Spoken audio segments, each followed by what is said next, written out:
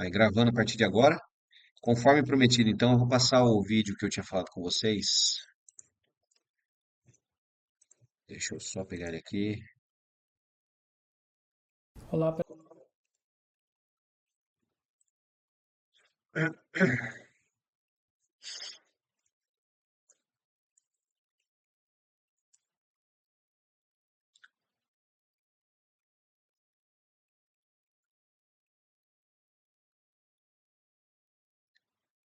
Vamos lá.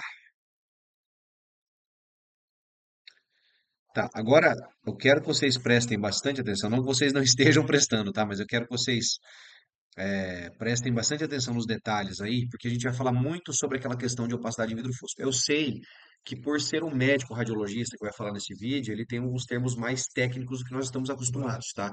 Mas mesmo assim, eu acho que vale de conhecimento aí, né? E com certeza quem tiver interesse, buscar mais informações a respeito do assunto, tá bom? Só um instantinho.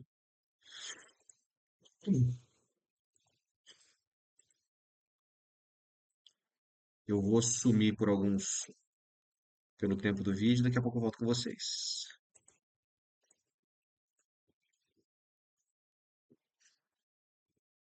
Hoje eu vim mostrar minha box baú da Ema. Olha o tamanho do bichão. Nela cabe tudo que eu preciso e um pouquinho mais. olá pessoal, tudo bem com vocês? Primeiramente queria agradecer o feedback e esse vídeo é baseado nos feedbacks.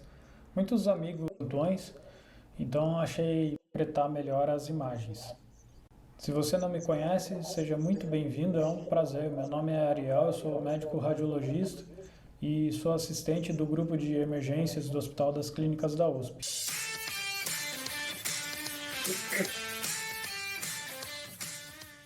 A via aérea apresenta uma porção condutora e depois ela vai sofrendo várias bifurcações até chegar na unidade respiratória, onde efetivamente ocorre a troca gasosa. Uma das estruturas que compõe a unidade respiratória é o saco alveolar. De maneira bem simplificada, imagine um pequeno saco preenchido por ar. Este é o alvéolo. Junte alguns alvéolos e teremos o saco alveolar, e que em condições normais está preenchido por ar. Na tomografia será visto como preto. Agora, se por algum motivo este alvéolo começar a ser preenchido por algum material, o que quer que seja, água, edema, sangue, pus, a quantidade de ar diminuirá e tomograficamente surgirão as opacidades. Se esse preenchimento é parcial, um pouco difuso, onde a gente ainda distingue os vasos e os brônquios passando ao redor dessa área, teremos as opacidades em vidro fosco. Se o preenchimento for completo numa região, ele ficará branco tomograficamente e provavelmente nem os vasos serão distintos. Esse é o padrão da consolidação. Outras estruturas que serão vistas na tomografia são os septos interlobulares. Eles compõem o esqueleto, a arquitetura do pulmão, e quando delimitam os lóbulos pulmonares secundários, com padrão de arcadas poligonais, a gente caracteriza os septos interlobulares. Dentro destes septos interlobulares há outros menores, os septos intralobulares, que também poderão ser vistos na tomografia quando espessado. Bom, antes de começar mostrando as alterações, vamos ver um raio-x de tórax e uma tomografia de tórax normais para a gente ter como referência. Então esse é um raio-x de uma paciente feminina de 33 anos. Aqui a gente está vendo da incidência póstero-anterior. Aqui a gente consegue ver bem delimitado todas as estruturas ósseas, a gente vê a clavícula, os arcos costais, a gente vê os corpos vertebrais aqui, a gente consegue delimitar a coluna aérea da traqueia que está aqui, a bifurcação para os brônquios principais. Aqui a gente vê o contorno cardíaco, está aqui desse lado e desse à esquerda. Aqui a gente vê a crosta da aorta, né? E aqui a transparência pulmonar, toda normal, a gente consegue delimitar bem. Aqui a gente vê a cúpula diafragmática esquerda, para cá a cúpula diafragmática direita e todo o parênquima bem delimitado. Aqui a gente vê esse biquinho do pulmão, desse lado e desse lado, mostrando que não tem derrame pleural de nenhum dos lados. No perfil a gente vai ver as mesmas coisas, então a gente consegue ver a transparência pulmonar, a gente delimita todo o contorno cardíaco, então não tem nenhuma opacidade, nenhuma consolidação aqui que está sobrepondo e dando o que a gente chama de sinal da silhueta. E a gente consegue ver aqui e aqui o biquinho posterior. Então não tem nenhum derrame pleural pequeno bilateral. Além disso, os corpos vertebrais estão preservados, a gente consegue delimitar eles, todos os corpos vertebrais, os espaços interdiscais. Então também não tem sobreposição. Vamos ver a tomografia. Na tomografia, o que a gente vai ver aqui é a estrutura traqueal, né? A traela, ela vem descendo e vai bifurcar para os brônquios, brônquio direito, brônquio esquerdo. E aí toda a via aérea vai bifurcando, como a gente viu na animaçãozinha. Essas estruturas tubulares mais centrais pretas são os brônquios, e as mais centrais aqui brancas, que a gente consegue ver em todo o trajeto pulmonar, são as estruturas vasculares. Então a gente vai ver, na verdade, uma grande quantidade de imagem preta, que é o pulmão repleto de ar, permeado por essas estruturas tubulares brancas, que são os vasos. Então aqui a gente vê um pulmão normal. Bom, agora a gente vai começar a ver de fato as alterações. É importante falar que todos esses casos são confirmados laboratorialmente com COVID. A gente vai tentar mostrar um espectro das lesões e vai tentar de coisas mais discretas até mais exuberantes. A gente só vai focar na janela pulmonar, não vamos ficar vendo o mediastino, as outras estruturas. Então, esse é um caso de um paciente masculino de 67 anos. A gente vai descendo, tá? A traqueia aqui, começa a surgir o ápice pulmonar à direita e à esquerda, e vamos descendo. Por aqui, as estruturas estão preservadas, estão normais. Mas logo aqui à direita, bem discretamente, aparece uma tênue opacidade. Está um pouquinho mais branco, mais cinza aqui. É uma opacidade em vidro fosco, a gente consegue delimitar os vasos ao redor. Aqui já tem um pouco mais, aqui também tem um pouco, aqui também, e a gente vai descendo. Aqui um pouquinho mais, aqui mais à direita. Veja que é bilateral, está em todos os lobos, aqui também. Já começa aqui no lobo inferior esquerdo e começa a ter um pouco de consolidação. Aqui já é um branco mais denso, mais compacto. A gente não vê as estruturas que estão aqui dentro, então está consolidando. E a gente vai descendo, esse padrão é o mesmo, ó. Mais vidro fosco aqui nas bases. Aqui já tem vidro fosco com um pouco de consolidação na periferia. Repare que é um pouquinho mais exuberante aqui basal posterior. Esse é um padrão que a gente vê. Outra coisa importante de ser falada. Essas alterações, quando difusas, elas não são específicas de COVID. São alterações mais provavelmente relacionadas a uma infecção viral. Outros vírus poderiam dar alterações semelhantes. O importante é, dentro do contexto clínico e principalmente epidemiológico no momento, a gente tem que pensar em COVID. A principal hipótese, e a grande maioria está confirmando, como são esses casos. Vamos ver mais um caso. Esse é uma paciente feminina, 63 anos. Traqueia, começou o ápice pulmonar, já vê vidro fosco à esquerda, já começa aqui à direita também. Vamos descer, está um pouquinho maior, um pouco mais exuberante do que o anterior, mas ó, tudo vidro fosco. Repare que aqui a gente tem na periferia, mas já começa a aparecer mais central, ó, tá mais central. Ele é difuso e é bilateral, ocupa todos os lobos pulmonares. Mas veja que é muito mais vidro fosco. A gente consegue delimitar as estruturas que estão passando no interior, a gente vê os vasos. Então há um preenchimento parcial desses alvéolos, da mesma forma que a gente viu na animação. Vamos ver um pouco no sagital, na reconstrução, para ver essa distribuição. A gente vê que ela é difusa, tem central, tem mais na periferia, mais posterior, pega todos os lobos pulmonares. Então, um padrão de vidro fosco difuso. Mais um caso. Esse é um paciente feminina de 69 anos. Esse caso interessante dele é que um dos achados que a gente pode ver de alterado é o que a gente viu na animaçãozinha, que são os espessamentos de septos interlobulares e intralobulares. Então aqui a gente já começa no ápice pulmonar, já tem vidro fosco, mas repare que passando a gente vê umas linhas aqui, formando umas arcadas poligonais, parece um favo de mel aqui, ó. Isso daqui são os septos interlobulares. Ao mesmo tempo, aqui dentro, a gente, além de ver o vidro fosco, vê um emaranhado, um rendilhado fino. Isso daqui é o espessamento intralobular. Então, aqui a gente vê vidro fosco com espessamento de septos intra e interlobular. Veja que é bilateral, difuso. Aqui à esquerda, por exemplo, a gente vê um predomínio periférico, dá uma mínima polpada subpleural, isso é um pouquinho mais específico que a gente tem visto nesses casos de Covid, mas vai descendo, o mesmo padrão, pegando em tudo, pegando o lobo médio, pegando o lobo inferior. Aqui a gente começa a ter até um pouquinho de banda fibra telectásica, mas é o mesmo padrão, vidro fosco, mas o mais interessante é ver esse espessamento de septos intra e interlobulares. No sagital, aqui está anterior, aqui posterior, a gente vê o predomínio basal posterior. Ó. Repare que tem mais aqui atrás e mais inferiormente. Aqui está mais do lado direito. Vamos para mais um caso. Esse caso é um paciente masculino de 44 anos. Traqueia, vamos descendo, ápices pulmonares, por enquanto estão preservados, que já começa a aparecer um vidro fosco, aqui também. E aqui, ó, repare que esse padrão é um pouco mais específico, um pouco mais que fala a favor de Covid.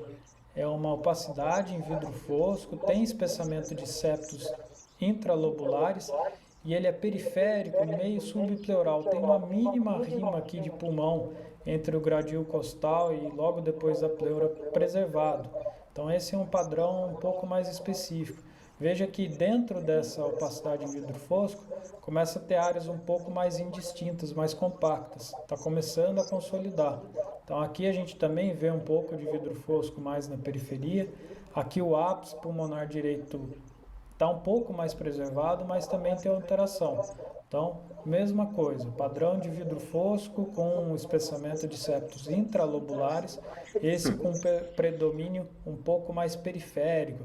Veja que ele faz uma morfologia meio semilunar aqui, né? Isso daqui depois a gente vai ver controles, como vai ficar. Para mais um caso. Esse é um paciente feminino de 69 anos. Já vemos que a paciente está entubada, então aqui tem um tubo orotraqueal, então ela deve estar num estado mais grave. Esse tubo está na traqueia, está normal posicionado, não tem uma intubação seletiva. Vamos subir e voltar, começa a descer, ó, já começa as opacidades em vidro fosco bilaterais, aquele padrão meio semilunar predominando na periferia. Veja que tem um pouquinho, é mais tênue, mas tem um pouco de espessamento de septos intralobulares. E esse padrão de vidro fosco é bem difuso. Aqui, por exemplo, a gente tem um pouco parênquima mais aerado aqui, e aqui o segmento superior do lobo inferior esquerdo está um pouco mais preservado. Mas todo o resto ó, tem vidro fosco. Em algum grau isso está comprometido, umas áreas mais, outras menos, mas a troca gasosa não é boa aqui.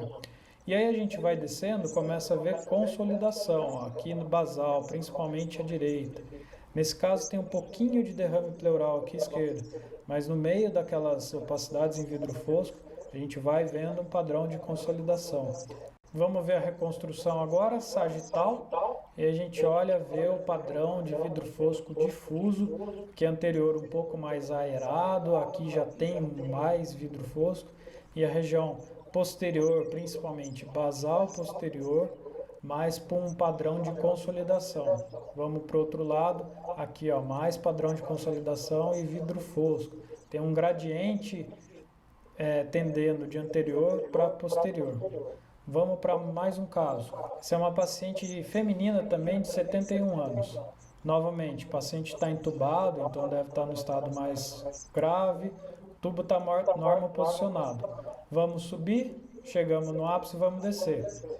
Vidro fosco difuso, aqui ela tem uma areazinha sequelar aqui, de uma sequela, uma retração, tem umas bronquiectasias e bronquiolectasias de tração. Vidro fosco difuso bilateral, já está predominando aqui à direita. A gente vê um espessamento de septos interlobulares e intralobulares, já vem umas consolidações. Quando você tem esse padrão que tem vidro fosco sobrepondo espessamento de septo interlobular e intralobular, a gente descreve como crazy paving em inglês ou pavimentação em mosaico em português. Se você não tiver familiarizado e tiver interesse, eu vou deixar na descrição, vou deixar um link de descritores radiológicos, tomográficos. É um artigo muito bom, bem didático, com bastante exemplo e bem rápido de ler, vale a pena. Então aqui a gente vai vendo aquelas opacidades em vidro fosco difusas, com os espessamentos de septos intra e interlobulares, ele é mais intralobular, algumas áreas de consolidação e na região basal posterior mais consolidado, mais consolidado. Então é o mesmo padrão, um espectro mais extenso, né? Colocando no sagital para a gente ver aquela mesma coisa. Aqui a anterior está um pouquinho mais preservada, a gente vê um pouco mais preto. Aqui a gente já vê bastante vidro fosco e nas regiões basais posteriores as consolidações, aquele parênquima mais preenchido, mais denso. Vamos para mais um caso. Agora eu vou mostrar dois casos que são evoluções dentro desse espectro. Neste primeiro eu vou mostrar uma paciente que não tinha alteração e como progrediu a lesão. E depois eu vou mostrar um paciente que o primeiro exame já era alterado e como evoluiu.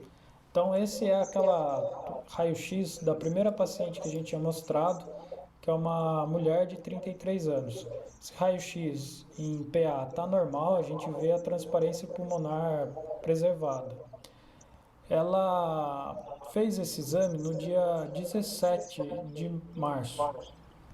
2 dias depois, ela fez uma tomografia. E também é a primeira tomografia que a gente viu.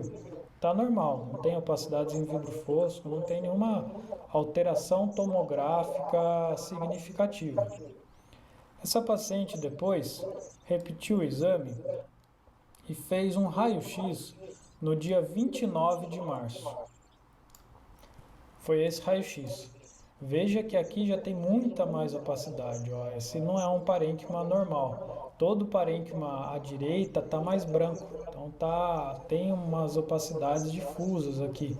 À esquerda também a gente vê um predomínio aqui no campo médio, mas tem no campo inferior. Está um pouco mais preservado no ápice. Vamos comparar? Então, comparando, esse é o primeiro exame dela e esse é o segundo. Aqui a gente vê o parênquima mais preto, com uma transparência melhor, normal, e aqui mais branco, né? Difuso, ó. Pega todo o pulmão direito praticamente, e a esquerda também predominando o campo médio, mais inferior.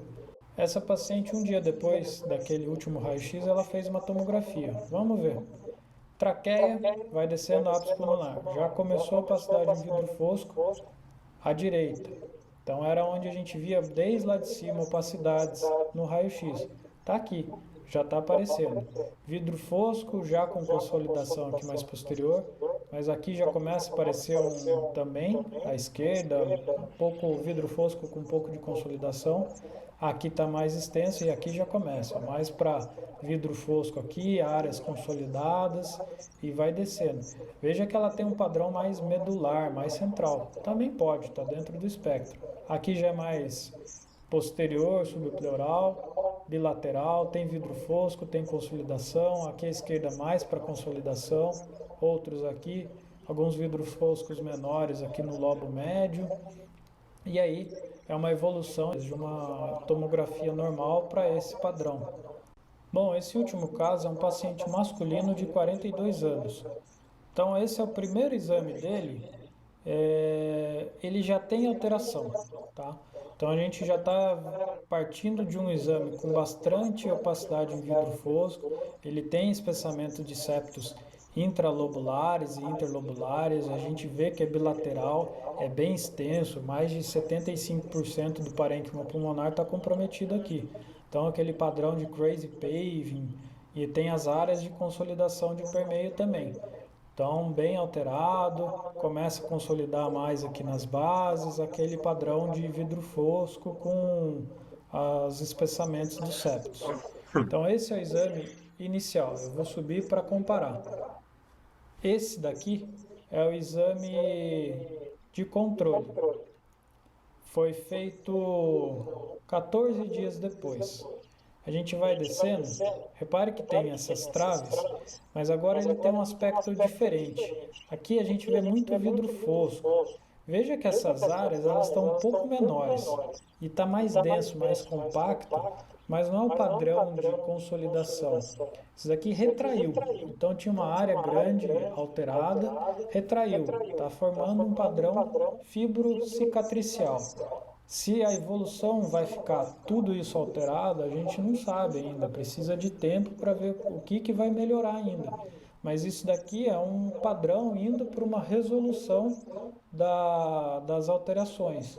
Veja que a gente vai descendo um pouco mais, aqui a gente está no mesmo nível praticamente. Olha como tem bastante opacidade em vidro fosco no primeiro exame e aqui já tem menos. E veja também que há umas traves fibrocicatriciais aqui meio subpleurais, fazendo aquele padrão meio semilunar, que era onde a gente via aquelas opacidades em vidro fosco, às vezes nos casos mais iniciais. Tem um mínimo preservação subpleural. Mas veja que retraiu a área doente, está formando essa cicatriz, essa alteração fibrocicatricial, e aonde tinha parênquima normal, que se recuperou, ele reexpande. Então a gente vê mais áreas pretas permeadas por aquelas fibroses. A gente vai descer mais um pouco, ó, grande quantidade de opacidade de vidro fosco, aqui um pouco menor, padrão retrátil, cicatricial. Veja que de permeio a gente vê muito mais parênquima pulmonar. Então esse é um padrão de evolução, mas uma evolução tendendo para a resolução do quadro inflamatório infeccioso. Bom, pessoal, era isso que eu queria falar nesse vídeo para vocês. Espero. Beleza, pessoal. Espero que tenha sido satisfatório e interessante para vocês, né? Você perceba uma coisa, né? A maioria dos pacientes aí que foram analisados nesses casos foi seguir o padrão daquilo que nós estamos conversando na primeira parte da aula, né? Idosos maiores de 60 anos. Só o último, um dos últimos casos aí que tinha, que era um paciente de 42 anos, muito provavelmente por conta de comorbidades que sofria aí, tá bom? Vamos lá agora falar um pouquinho sobre infarto agudo do miocárdio. Deixa eu apresentar para vocês.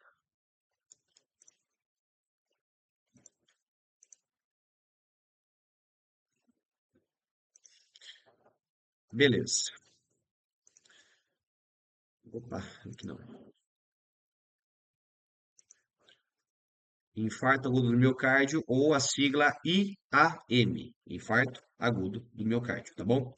Então, só para nós estávamos falando um pouquinho aí, um pouco mais cedo, sobre a parte anatômica, né? Que é importante vocês saberem da parte anatômica aí. No caso do sistema circulatório, é, é um sistema mais extenso e talvez não seja a explicação da patologia infarto agudo do miocárdio.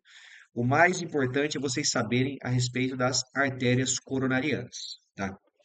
Então, deixa eu pegar uma imagem que eu consigo aqui. Essa aqui já é o suficiente. Então, vocês sabem que o nosso coração ele é irrigado por diversas, né? Ele tem artérias que saem dele, tem artérias que chegam nele, tem veias que saem, veias que chegam, né? Então, tudo isso é responsável aí pela circulação do oxigênio e de nutrientes para todas as nossas células, tá? Mas o próprio coração possui a sua própria vascularização. E aí, quando nós falamos sobre a vascularização do coração, nós temos aí as artérias coronarianas, que são essas arteríolas aqui, né? Essas pequenas artérias que permeiam todo o nosso coração, né? E fazem com que o coração seja assim como ele faz com o restante do corpo, para que ele também seja alimentado aí com nutrientes, com oxigênio e todas as outras coisas que nós precisamos para o pleno funcionamento, tá? Agora, por definição, o infarto agudo do miocárdio ou ataque cardíaco é a morte de células do coração devido à formação de coágulos que interrompem o fluxo sanguíneo de forma súbita ou intensa. pode ocorrer em diversas partes do coração, dependendo da área obstruída. Então, o que vocês precisam entender, gente? Por que que nós temos um infarto? Porque as artérias coronarianas, como eu falei para vocês, elas são muito fininhas e acaba que essas artérias, elas começam a sofrer com um acúmulo de gordura, né? Como nós estamos vendo nessa foto maior aqui.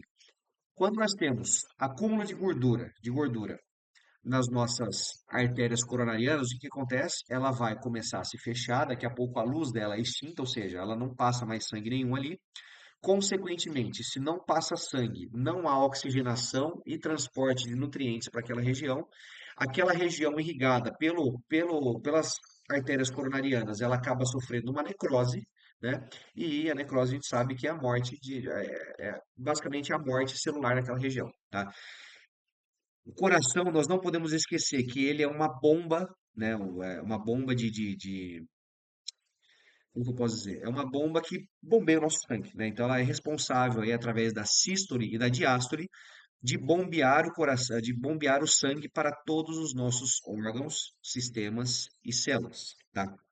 E aí aqui, nessa partezinha de baixo aqui, nós começamos a observar algumas coisas, ó. Por exemplo, aqui existe um ponto de obstrução, ou seja, nesse ponto de obstrução aqui é o que está acontecendo aqui, ó. Essa artéria coronariana, ela está cada vez mais fechada, cada vez menos oxigênio. Isquemia. Vamos à definição de isquemia. E eu vou procurar no Google para definir direitinho para vocês, tá, gente? Vamos lá. Isquemia. Se meu celular colaborar. Isquemia. Isquemia. A isquemia cardíaca também pode ser chamada de angina ou de isquemia do miocárdio. Nessa condição, o sangue que deveria irrigar o músculo do coração não consegue chegar completamente ao local, fazendo com que parte do tecido deixe de funcionar corretamente ou até mesmo morra. Então, basicamente, é o que nós falamos agora, tá? Viu, Vanderlei? O que está acontecendo aqui é uma área de isquemia. O sangue não chega, consequentemente, o oxigênio não chega, e olha o que vai acontecendo. Essa área de isquemia aqui, ela vai, entre muitas aspas, tá, gente? Ela vai contaminar, né, com células mortas aí toda uma região. Lembrando que se o nosso coração é uma bomba e faz movimentos de sístole e diástole, ou seja, de compressão, de relaxamento e compressão, significa que se nós temos tecido morto ali que não faz esse movimento, consequentemente a gente não tem bombeamento de sangue, tá? Então, vamos entender um pouquinho mais aí sobre infarto agudo do miocárdio. Eu vou até aumentar um pouquinho a tela aqui, porque as informações aqui estão pequenininhas. Deixa eu ver se tá legal para vocês aqui, tá? Beleza, vamos lá. Então, ó, a origem do infarto agudo do miocárdio. Fatores como excesso de peso, hipertensão e colesterol alto propiciam a inflamação e formação de placas nas coronárias, ou seja, as artérias do coração. Essas placas aí são chamadas de ateromas, tá, gente? Não se esqueçam disso. Então, conforme as pessoas vão ficando cada vez mais sedentárias, cada vez mais obesas, cada vez mais com hábitos alimentares e exercício físico cada vez piores, né? Consequentemente, essas pessoas vão começar a sofrer algumas, né? Consequentemente, as pessoas vão começar a sofrer alguma consequência. Ficou redundante, né? Mas, infelizmente, as pessoas vão acabar sofrendo consequências por conta dos seus atos. Então, é aquela coisa. O nosso corpo, né? Eu costumo dizer que o nosso corpo funciona como uma máquina, tá? Se nós temos peças defeituosas naquela máquina e nós não trocamos ou não damos uma manutenção, o que que vai acontecer? Não põe óleo, não lubrifica as engrenagens, né? Não alimenta com energia ou combustível, o que que vai acabar acontecendo? Aquela máquina vai parar, tá? É claro que dentro do ambiente industrial nós temos aí os mecânicos que vão fazer essa máquina funcionar. Então a máquina é meio que imortal, vamos dizer, né? A não ser que tenha algum problema que não tenha resolução. Mas no caso da nossa máquina corpo, nós somos formados por células. As nossas células, elas possuem um mecanismo de reparo de danos muito bom. O problema é que muitas vezes a gente começa a danificar demais o nosso corpo. E aí esse sistema de reparo não funciona tão bem, tá? E aí tem uma informaçãozinha aqui de baixo, ó, que é a encrenca. A placa de gordura ou ateroma se rompe, gerando um coágulo que se desloca e interrompe a passagem de sangue em um trecho do vaso. Ou seja, essa placa de gordura ela vai se formar por toda a extensão das artérias coronarianas, tá? O problema é que conforme o tempo vai passando, essas placas de gorduras elas vão se soltando. Quando ela se solta, ela forma como se fosse uma bolinha e entope a passagem da veia, da artéria, né? Consequentemente, entupindo a passagem da artéria, mais uma vez, o sangue não chega, tá? E aí, ó, sem suprimento de sangue e oxigênio, células do músculo cardíaco morrem. Dependendo da extensão, o coração pode parar de bater e só uma intervenção salva a vida. Então, gente, é como eu falei, nós podemos resolver o problema, né? Nós podemos voltar atrás aí e resolver o problema muito antes. Como é que eu não dou? Deixa eu abrir um pouco mais a tela aqui. Nós podemos resolver o problema muito antes de nós sofrermos com a patologia, né? Uma vez que nós abandonamos hábitos alimentares ruins, uma vez que nós abandonamos aí hábitos que fazem mal para o nosso corpo, gente, não tenho nada contra, mas nós estamos vendo aí que já na Covid, falamos sobre isso na Covid, estamos falando agora sobre infarto agudo do miocárdio, obesidade, colesterol alto, tabagismo são coisas que vão fazer mal para o nosso organismo. Então, se de repente algum de vocês tem esse tipo de prática, comece a repensar, né, que talvez isso esteja fazendo mal. É claro que existem pessoas que têm vícios com cigarro, têm vício com bebida, né? Tem pessoas que têm uma condição aí de compulsão alimentar e acaba ficando um pouquinho mais gordinho ou até mesmo obeso mórbido, mas ainda assim, gente, se nós queremos cuidar bem da nossa máquina, nós precisamos mudar alguns hábitos, tá? Vamos lá. Aí, vamos falar um pouquinho sobre estatística, gente, que essa estatística é bastante interessante. Nós temos aqui na nossa sala Maria Rutiele e Daniele, duas meninas contra quatro meninos, né? Meninas, prestem muita atenção, essa informação é importante para vocês. De acordo com o Ministério da Saúde, o infarto agudo do miocárdio é a maior causa de morte no país, ou seja, numa população de 200 e poucos milhões de habitantes, o infarto é a maior causa de morte no país.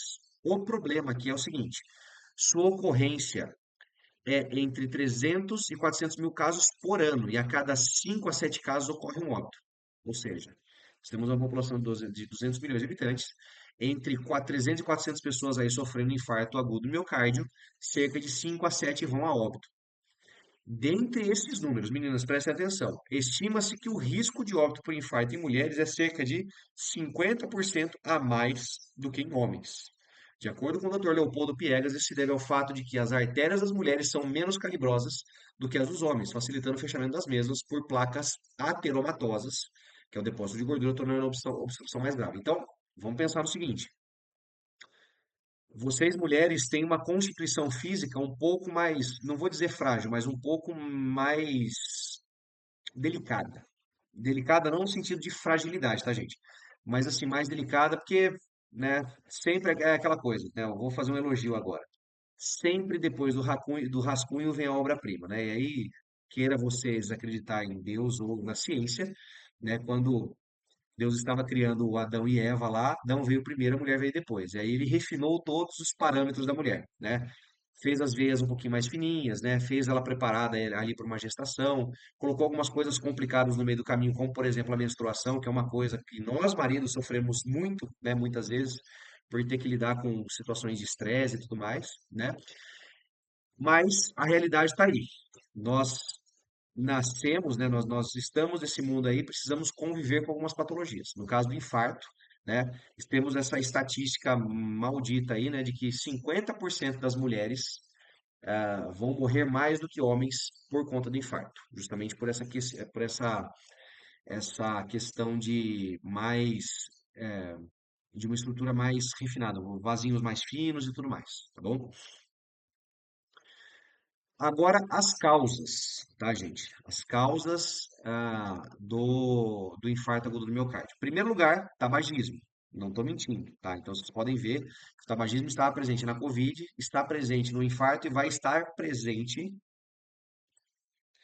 Vanderlei, mas acaba se equilibrando porque os homens facilitam mais com discursos. Exatamente, Vanderlei.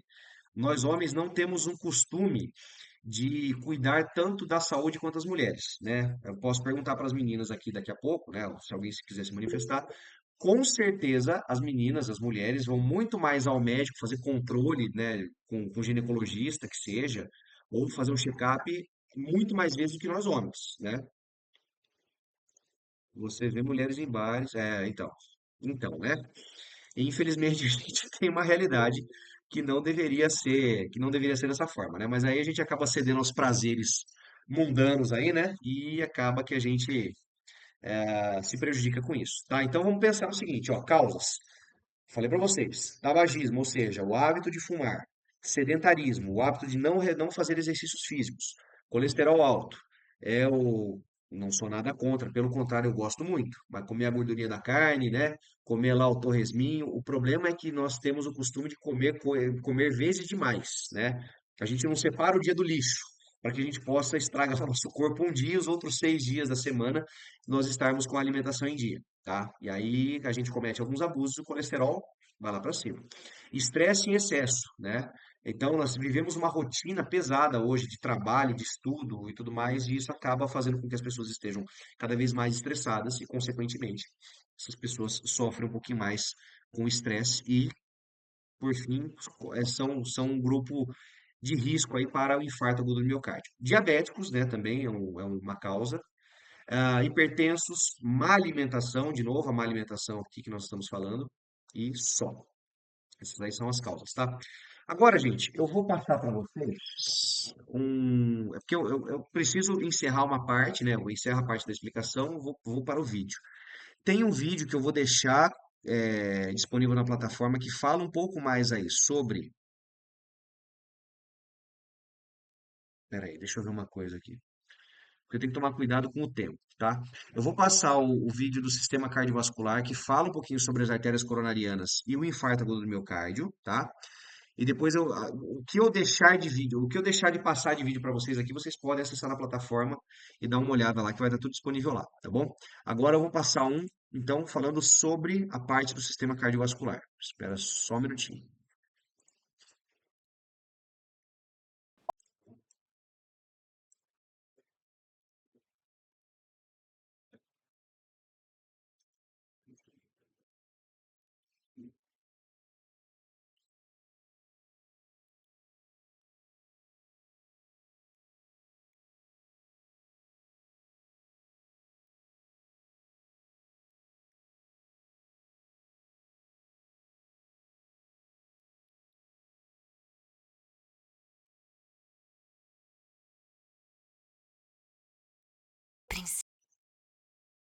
Princípio.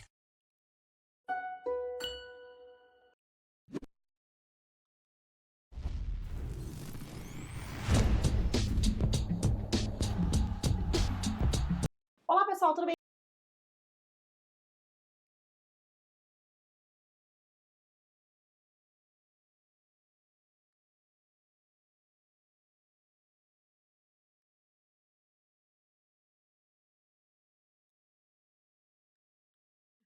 Hum. Bem com vocês? Hoje nós vamos falar sobre as artérias coronárias e o infarto agudo do miocárdio.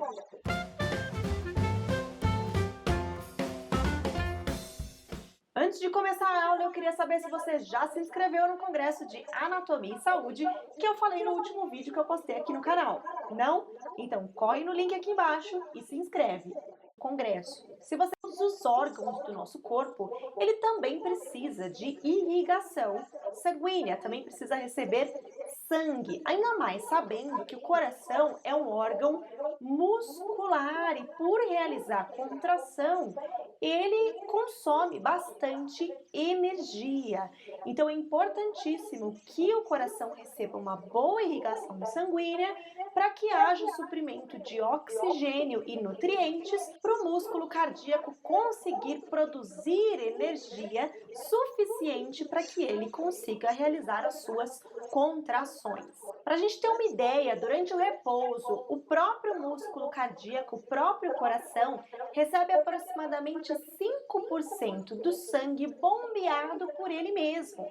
E numa situação de atividade física intensa, essa porcentagem aumenta para 20% do bombeamento. Portanto, os primeiros ramos que saem da aorta, eles são redirecionados para o próprio coração, para garantir a irrigação sanguínea do próprio músculo cardíaco. Se o músculo cardíaco não receberem sangue de maneira adequada, o coração não consegue contrair.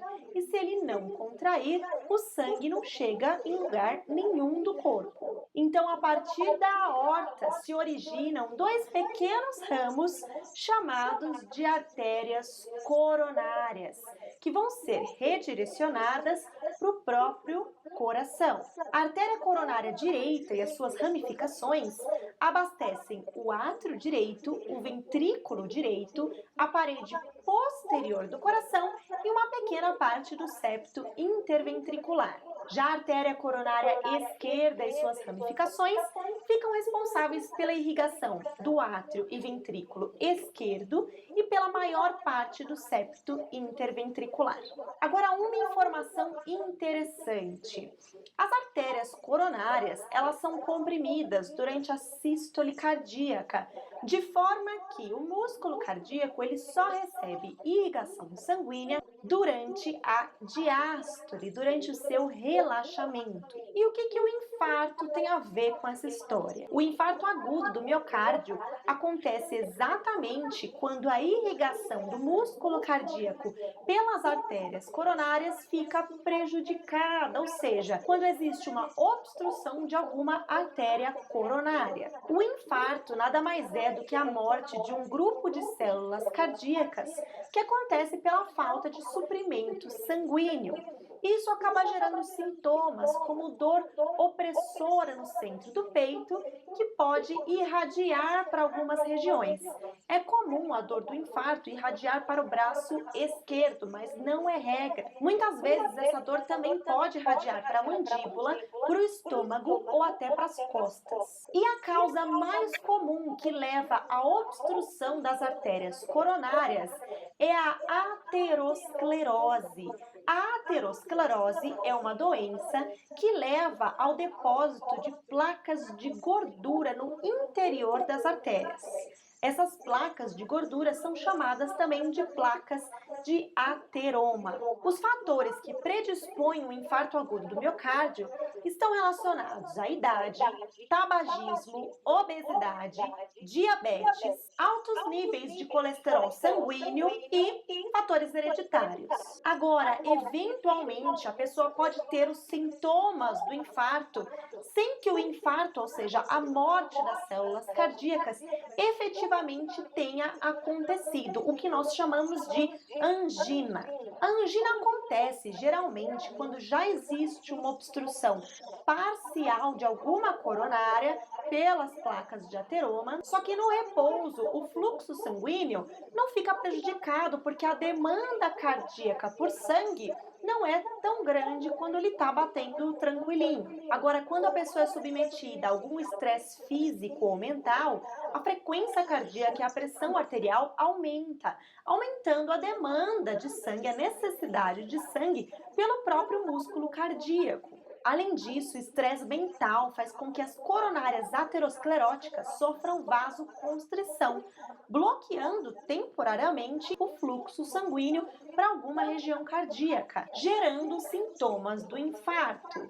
Mas quando a pessoa se acalma, quando ela cessa a atividade física, alguns minutos depois, a dor para, porque as coronárias relaxam, a frequência cardíaca diminui, diminuindo a demanda de sangue e o fluxo sanguíneo é restabelecido. Já os sintomas do infarto não cessam com o repouso, porque já existe a morte de um grupo de células cardíacas. A gravidade do infarto sempre vai depender do tamanho da coronária que foi obstruída e da extensão da área infartada. Lembrando que, se você se deparar com alguma pessoa que tenha esses sintomas, você deve encaminhar a pessoa imediatamente para o hospital. Na impossibilidade de você mesmo transportar a pessoa para o hospital, acione os números de emergência 192 ou 193. Revisando então, as artérias coronárias se originam dos primeiros ramos que saem da aorta e elas são redirecionadas para irrigar o próprio músculo cardíaco. O infarto agudo do miocárdio nada mais é do que a morte de um grupo de células cardíacas que acontece pela falta de suprimento sanguíneo. Essa falta de suprimento sanguíneo acontece provavelmente pela obstrução de alguma artéria coronária. A causa mais comum de obstrução coronariana é a aterosclerose, que nada mais é do que o depósito de placas de ateroma no interior das artérias. Espero que vocês tenham entendido e até a próxima aula!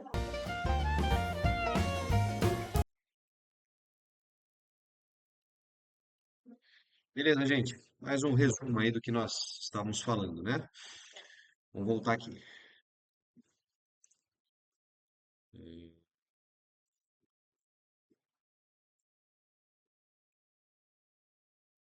Cadê?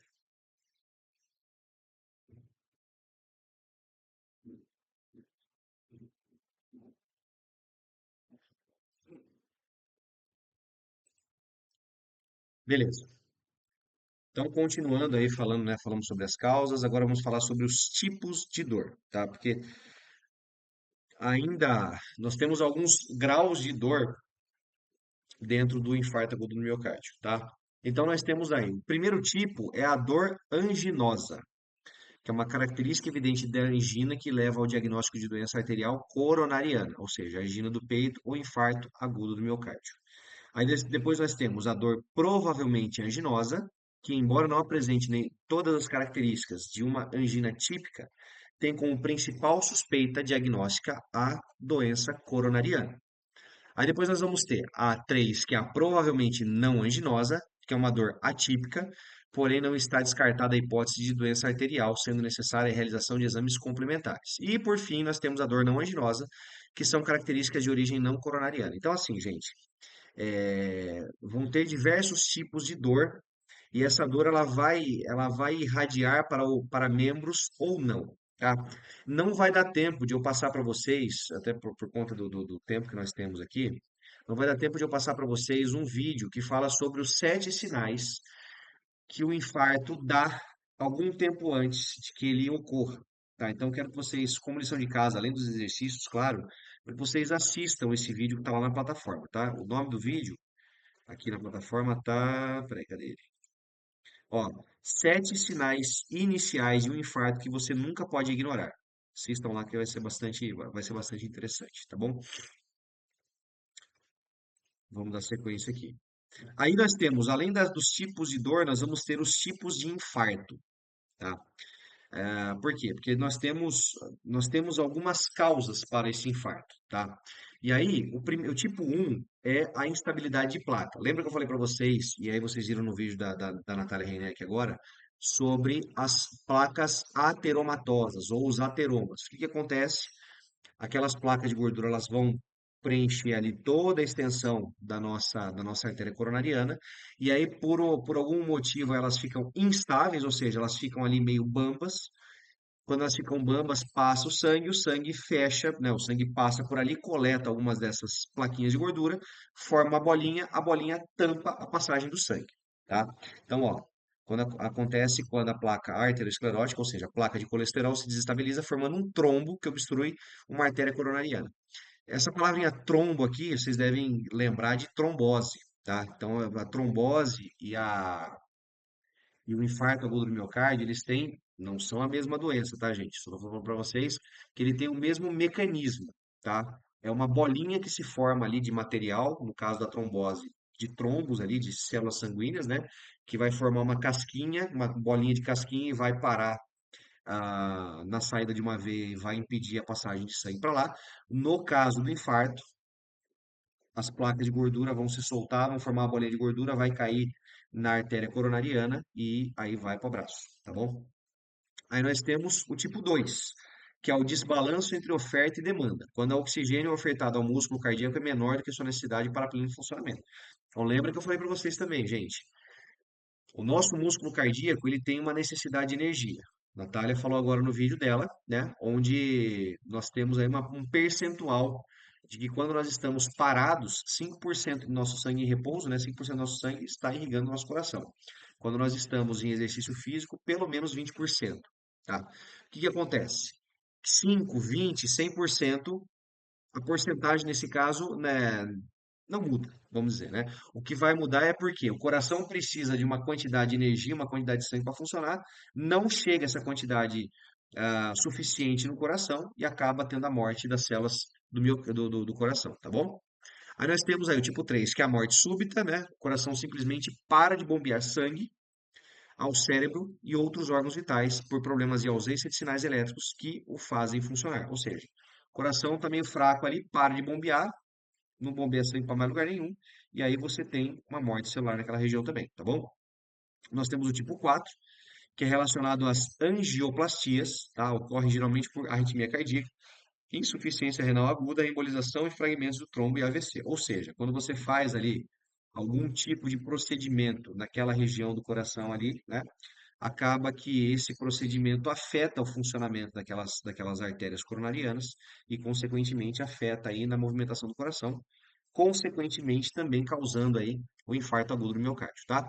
E no tipo 5 nós temos o tipo de revascularização cirúrgica, que ocorre geralmente por arritmia cardíaca, que afeta o movimento e bombeamento do coração, conhecida como sístole e diástole, tá? Então, numa cirurgia cardíaca, quando liga o sangue de novo, o que que vai acontecer? Esse sangue, né, esses batimentos vão estar descompassados. Nesse descompasso dos batimentos cardíacos é onde ocorre a morte das células e o infarto, tá bom?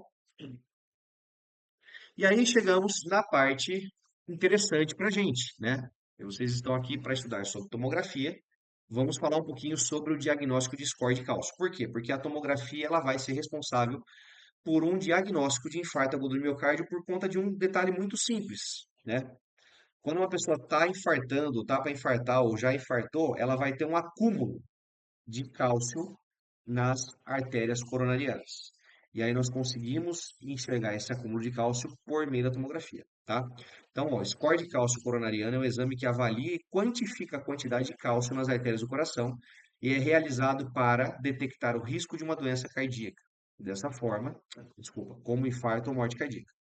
Dessa forma, quanto mais altos os níveis de cálcio nas artérias do coração, maior o risco de doença cardíaca. Ou seja, você tá ali, né, tá vivendo sua vida, tal, tem um problema, vai para o hospital, chega no hospital com sintomas de infarto, o médico vai te encaminhar para a tomografia. Chega na tomografia, aí nós vamos começar a enxergar aqui esses depósitos de cálcio. Olha como é que fica branquinho lá dentro das artérias do coração, tá? Isso aqui é uma tomografia de alta resolução, tá? Em 3D, vamos dizer, né? E aí nós conseguimos enxergar direitinho o acúmulo de cálcio nas artérias coronarianas, tá bom? Tratamento. E aí depois do tratamento eu já vou passar o vídeo que fala um pouquinho sobre o exame, tá? Tratamento. Cuidados pré-hospitalares, né, que vai ser a utilização de oxigênio, aspirina e nitratos, para fazer aquele cuidado ali, para que a pessoa, né, se estiver com um princípio de infarto ali, ela possa reduzir esse risco. Aí depois nós temos os medicamentos, que são os antiplaquetários ou anticoagulantes, antianginosos e antihipertensivos, ou seja, você vai, o médico, né, vai receitar um remédio ali que vai ser essencial para. Pode falar, Carlos. Esses remédios aí seriam os betas-bloqueadores? Deixa eu confirmar aqui para você, mas eu acredito que sim, tá? Vamos lá. Beta bloqueadores, né? Beta bloqueadores. Ó. A definição dos beta-bloqueadores aí. São medicamentos que diminuem o estresse do coração e nos vasos sanguíneos, reduzindo a pressão arterial e a frequência cardíaca. Eles são utilizados para tratar várias condições cardiovasculares, como hipertensão, angina, arritmias e insuficiência cardíaca. Então, é basicamente isso aí mesmo, tá, Carlos? O paciente, ele vai passar por uma medicação com beta-bloqueadores, com antiplaquetários, ou seja, com anticoagulantes, né? Justamente para afinar o sangue, entre aspas, né? E não causar mais problemas aí com trombos, tá? E nós temos aí medicamentos contra a dor, que são os antianginosos, e os antihipertensivos. Por quê? Porque você precisa baixar a pressão do paciente para que o coração dele volte ao normal, tá? Aí nós temos aí terapias e cirurgias, tá? Que tem a terapia de reperfusão angiográfica, reperfusão angiografias ou cirurgia de revascularização do miocárdio, ou seja, são alguns procedimentos cirúrgicos que é importante nós sabermos que eles existem, mas que para a nossa profissão não vão fazer tanta diferença, tá? E aí nós temos aí repouso absoluto de 3 a 5 dias após o infarto e uma reabilitação cardíaca que vem por meio aí de uma fisioterapia e exercícios após a fase crítica, ou seja, o paciente ele é incentivado, mesmo com o coração meio zoado lá, o paciente é incentivado ainda assim a depois de um tempo começar uma rotina de exercícios, justamente para que possa combater o sedentarismo, tá? E os outros efeitos que ele pode causar, tá bom, gente? Agora deixa eu passar mais um videozinho para vocês aqui, que são como é feito o exame de angiotomografia nas artérias coronarianas. Esse aqui que eu vou passar. Tem outros dois vídeos que eu não consegui passar para vocês por conta do tempo, tá? Então, aconselho vocês a assistirem lá, porque são bastante interessantes também. Deixa eu pegar ele aqui. Será que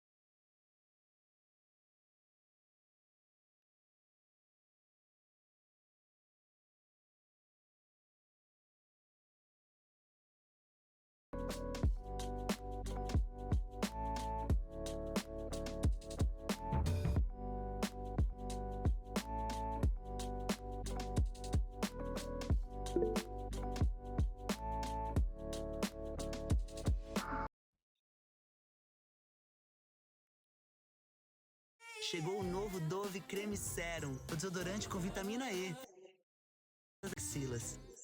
outras funções para esse exame também, como avaliação do atuante, que não precisa entrar catéter, é um exame não invasivo, sem intervenção nenhuma no seu corpo. Mas preste atenção, eu vou te falar coisas aqui que são muito importantes, que vai desmistificar algumas coisas que você pode ter ouvido por aí. Se você já gosta desse conteúdo, eu já te peço um like e membro e faça parte com vídeos. Vou te falar de um exame chamado angiotomografia das artérias coronárias. E vou te falar tudo sobre esse exame, para quem é indicado, quem não deve fazer, quais os cuidados de preparação antes do exame e depois e muito mais. A angiotomografia, como o próprio nome diz, é um exame tomográfico, onde você irá passar por um exame de tomografia que será avaliado de forma não invasiva, ou seja, sem nenhum catéter dentro do seu coração, as suas artérias coronárias. Nós temos 3 artérias coronárias importantes que saem da nossa artéria aorta. E a avaliação se o paciente tem risco de ter uma obstrução por causa de placas de colesterol, placas calcificadas, pode ser feita pela angiotomografia das artérias coronárias. Esse exame é um exame com poder alto de detecção de placas coronarianas. Ele serve muito bem para identificar pessoas que já têm cálcio e principalmente placas que são mais endurecidas. E esse exame, ele deve ser realizado com indicações muito precisas que eu vou falar mais adiante. Alguns pacientes têm indicação de fazer esse exame e outros não. Pode até piorar o diagnóstico desse paciente. O exame de angiotomografia, como eu falei, ele deve ser feito um preparo. Então, geralmente, as clínicas desse exame, os hospitais onde é realizado esse exame, ele pede de 2 a 3 horas de jejum para a realização desse exame, pois esse exame injeta um contraste. É injetado na veia do paciente, uma veia periférica. E essa injeção de contraste, ela pode ser feita de forma que o contraste pode dar algumas náuseas, efeitos colaterais e por isso pede-se o jejum de 2 a 3 horas. Pessoas que são alérgicas ao contraste têm que avisar isso à clínica onde vai fazer o exame. Às vezes, existem protocolos para realizar a dessensibilização, mas atualmente o uso desse iodo, desse contraste iodado, ele é de baixo poder alergênico, dá muito menos complicações, muito menos efeitos colaterais do que o normal. Uma coisa importante, nos pacientes que são portadores de doenças renais, é importante avisar e principalmente você levar o seu exame de creatinina. Na maioria dos lugares, clínicas e hospitais, esse exame é feito com um exame de creatinina recente, como forma de protocolo de segurança para você que vai fazer o exame. Outra coisa muito importante, nos pacientes diabéticos, é necessário que suspenda a metformina, o glifage, 48 horas antes do procedimento, para que não haja problemas na realização do exame, principalmente efeitos relacionados ao uso dessa medicação. Esse é o preparo pré que deve ser feito antes da angiotomografia coronariana. E quais são as indicações desse exame? Uma coisa muito importante é que a angiotomografia ela não descarta a possibilidade de realizar o exame de cateterismo. Existem pacientes que vão se beneficiar do cateterismo cardíaco e outros pacientes que podem ter o mesmo benefício fazendo o exame de angiotomografia. E os pacientes que têm esse benefício são, geralmente, pacientes que têm anomalias coronarianas. E isso é o seguinte: pacientes jovens que estão evoluindo, às vezes com dor no peito, pode sugerir que eles tenham uma artéria coronariana saindo de outra origem ou uma anomalia dessas artérias. E esse exame é bem indicado nessa condição. Uma segunda condição que ele é bem indicado é nos pacientes que vão ao pronto-socorro e têm um risco intermediário com dor torácica. Esse exame pode ser feito quando o paciente não tem alterações de eletrocardiograma, alterações enzimáticas. Esse exame pode ser feito sim. Então, se você chegou no pronto atendimento e a sua dor é típica, mas seus exames são normais, às vezes pode ser realizado este exame. A angiotomografia, ela tem um poder de exclusão muito grande. O que isso significa? Se o paciente tem pouca placa de colesterol, pouco cálcio nas artérias coronarianas ou nenhuma, isso já descarta o risco de evento coronariano. E isso é muito bom e importante. Então, isso já descarta a possibilidade do paciente ter que realizar um cateterismo cardíaco. Uma terceira indicação é quando os exames estão conflitantes. Pacientes que estão com um teste ergométrico alterado ou então um MIB alterado e não apresentam sintomas sugestivos ou o quadro clínico tem risco intermediário, pode ser realizado sim a angiotomografia das artérias coronarianas. Essa é uma indicação também bem estabelecida. Uma outra indicação também bem estabelecida é naqueles pacientes que estão evoluindo com insuficiência cardíaca. E essa insuficiência cardíaca, para descartar uma possibilidade de ser uma isquemia coronariana, faremos a angiotomografia para descartar essa doença. Viu o tanto de indicações importantes que essa angiotomografia tem? Essas são as indicações mais precisas para esse exame. E durante o exame, o que o médico vai poder fazer ali para você? É importante que você leve todas as suas medicações durante o procedimento, antes de fazer o procedimento para o médico, que é o médico radiologista ou cardiologista, que é especializado nesses exames de imagem, que ele pode fazer ou ajustar algumas coisas. Dependendo dos seus batimentos cardíacos, se estiverem muito elevados, ele pode fazer o uso de uma medicação beta-bloqueadora, que é uma medicação para diminuir os batimentos cardíacos. Isso é importante porque o exame de angiotomografia, ele tem que ser feito com os batimentos cardíacos mais lentos, na faixa de 60, 65, 55 batimentos por minuto. Com o coração muito acelerado, ele vai ter artefatos, vai ter uma imagem pior. Então, isso é importante. Ele pode pedir para você tomar alguns medicamentos, aguardar um pouquinho antes de entrar na sala, na máquina. E os cuidados após você realizar o exame. É importante que você fique 1 hora ali após o exame para ver se não vai ter nenhuma reação ao contraste. Outra informação importante é que você beba bastante líquido se você não tem nenhuma cardiopatia, uma nefropatia, uma doença grave, que você vai poder beber bastante líquido, 3 litros ali, 2 litros de líquido, para eliminar aquele contraste no seu corpo. O exame de angiotomografia, ele não dói, ele é um exame muito tranquilo de ser realizado. Você já percebeu que nesse canal nós falamos de arritmia cardíacas, marca-passo, doenças do coração, medicamentos e muito mais?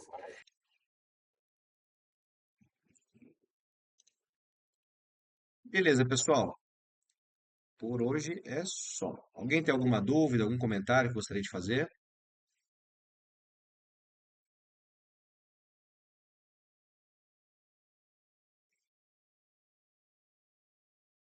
Eu acho que não, né? Bom, como eu falei, obrigado, Lucas. Como eu falei, vou postar então essa aula, eu vou encerrar a gravação dela daqui a pouco. Já vou postar na plataforma, tá? E aí vocês vão ter acesso aí não só aos vídeos que nós assistimos, bem como a aula gravada, o material, o PDF, o questionário. O questionário é o seguinte, só queria chamar a atenção de vocês para uma coisa. Tem alguns de vocês que sempre dá um problema e não consegue clicar no link do questionário. Deixa eu até mostrar a imagem para vocês aqui da plataforma. Tá vendo? O que vocês vão enxergar lá é isso aqui, tá? Vocês vão entrar na plataforma e aí vocês vão ter o material de hoje, alguns vídeos que nós assistimos. Então, nós assistimos esse aqui, ó, o que o coronavírus faz no corpo, Covid, achados da tomografia computadorizada. Aí nós assistimos esse aqui, sistema cardiovascular. Nós não assistimos esse e nem esse aqui, tá? E nós assistimos esse aqui. Então, gente, esses vídeos que nós assistimos hoje, eles estarão disponíveis para vocês, mas eles também estão gravados durante a execução da aula, tá? Agora, o que que é importante vocês saberem? O questionário está aqui, ó. Ó, os vídeos da aula gravada, né, o que eu gravei para vocês, a aula que nós tivemos aqui agora, vão estar aqui embaixo. Então, ó, parte um, parte 2, porque eu mexi nos controles aqui do programa que grava a tela, e acabou que eu, que eu dividi a primeira parte da aula em duas partes, tá? E aí a parte 3 é essa parte depois do intervalo, tá? Aí o questionário. O questionário é simples, é só vocês clicarem nesse aqui. Caso não consigam clicando nesse ponto aqui do questionário, eu postei o link. Vocês não precisam fazer os dois, tá? Vocês fazem um só, que é o mesmo questionário. Acontece que eu coloco o link para aqueles que não têm, que por algum motivo não conseguem abrir esse questionário aqui, e aí copia o link, cola no navegador e consegue fazer o questionário, tá bom? Gente, de novo, sejam honestos consigo mesmos, tá, gente? A hora que for fazer os questionários aí, eu sei que a gente tem uma tentação grande aí de Ctrl C, Ctrl V, né? Às vezes é muito mais fácil utilizar a inteligência artificial e tudo mais, mas busquem responder os questionários de acordo com o conhecimento que vocês tiveram nessa aula, de acordo com as pesquisas de vocês e de acordo com o que vocês entenderam, tá? É muito mais prático e fácil quando eu corrijo e assim, eu consigo considerar melhor as respostas de vocês. Agora, Ctrl C, Ctrl V acaba sendo impessoal. Eu vou dar nota porque vocês escreveram certo lá, mas eu, aquela coisa, todo mundo aqui já foi aluno, todo mundo é aluno, né? Eu sei dos caminhos aí que tem para fazer um Ctrl C, Ctrl V, para colar. Então, assim, por favor, tá, gente? Façam o melhor de vocês. Sejam honestos com vocês, porque isso aqui é o que vai fazer a diferença se vocês vão ser bons profissionais, se vocês vão ser profissionais excelentes lá na frente, tá bom? Gente, se não tem mais dúvidas, um excelente feriado a vocês, tá? Quinta-feira, acho que amanhã cedo, eu já posto a aula de quinta, então já vai estar disponível para vocês lá amanhã, pelo menos até a hora do almoço, eu já posto. E vocês podem assistir a aula de quinta-feira já a partir de amanhã, tá? Um bom feriado para vocês, um bom final de semana e nos vemos então ao vivo e online na próxima quarta-feira. Não se esqueçam, não vai ser na terça, vai ser na próxima quarta. Beleza, gente? Forte abraço, valeu. Pode falar, Lucas.